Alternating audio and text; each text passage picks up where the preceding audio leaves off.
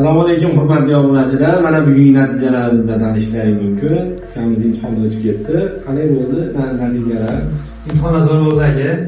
Nazariydan birinchi o'rinda 20 ta 20 ta olib chiqdim. 3 ichida amaliydan ham bitta o'tdim. Xudoga shukr mana. Shu Qiyinchilik bo'lmadi. qiyinchilik bo'lmadi xudoga shukr. Eng asosiy omil nimaga qaratilish kerak? Testga. Minishni biladigan, minishni mukammal biladigan bolalarga to'g'ri eng muammo tug'diradigan jarayon hozir test bo'lyapti. Test jarayonida tayyorgarlik ko'rishdi. Mukammal o'zlaring harakat qilmanglar. Baribir hozir endi imtihon narxlari ko'tarilganligi hisobiga 1 million narxlar avtomatik 1,5 million bo'ldi. Shuning uchun %100 tayyor bo'lganlaringizda biror ustoz oldiga borib, hozir maslahatini olib, unga qachon siz imtihonga tayyorsiz degan paytda keyin imtihonga chiqib 100 natija bo'ladi. Endi bundan nariga tavakkal qilish yaxshi oqibatga olib kelmaydi. Ustoz sizga zagamlarga ko'rasizlar, yo'q 2 haftada o'zaro olib chiqasizlar.